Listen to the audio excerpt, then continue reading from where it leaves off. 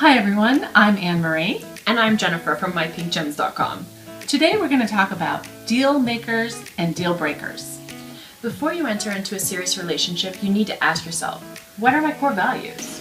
Core means the most essential part of anything, and value is the worth or importance of something. So little things can be overlooked, like maybe he's not the sharpest dresser or the greatest dancer, but he's a great guy. Yeah. What about the big issues? These could be the real deal breakers. You need to have similar goals and desires. Number 1, marriage. Do they want to get married someday, or do they prefer to just live with someone? Maybe after being burned by a previous relationship, they don't ever want to get married. One guy I met came right out and said, "I don't want to get married."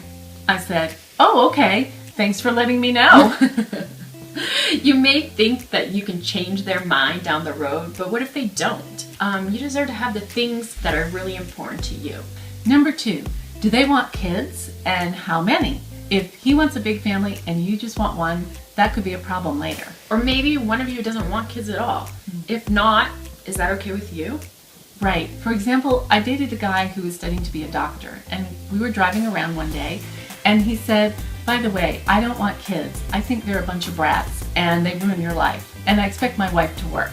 So since I really wanted to have children, and one of my dreams was to be able to stay home with them when they were younger, I decided not to go further with the relationship for my happiness and for his as well. Number 3, do you have similar beliefs? Maybe you're really passionate about your faith, and you want someone who will not only go to church with you, but have meaningful discussions about God. I was raised Catholic, and my husband wasn't raised Christian at all. But we both ended up at a similar place after college. And when we started dating, we were both seeking a deeper relationship with God. Jen, what about you?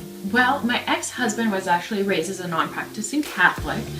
I grew up actually in a Baptist church. My best friend, her father was a pastor, so I was very interactive with the church. And then towards the end of high school, I slowly started kind of drifting away. And once my children were born, I really felt this need for them to be raised, with the truth of God, active in church. And that was something that my husband and I really disagreed upon. Those beliefs were very different. So the Bible says, don't be unequally yoked in 2 Corinthians 6:14. So a yoke is something that attaches you. It's like 2 horses pulling a wagon. If one goes one way and one goes the other, it's going to pull at you, and it's going to be a struggle. Instead, it should be the both of you carrying out your life's goals and dreams together.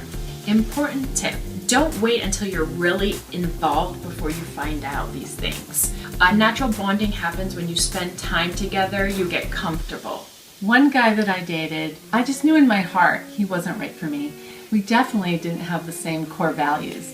I kept hoping that he would change, but God's the only one who can change someone's nature. We would date, we would break up, and then we would try it again, and it just wasn't working out. Finally, one day, I had the courage to break it off. When you know your core values, it'll be easier to find someone you want to do life with. I hope you liked this video. If you did, please give it a thumbs up, and also look for us on Facebook and Instagram. See you next time.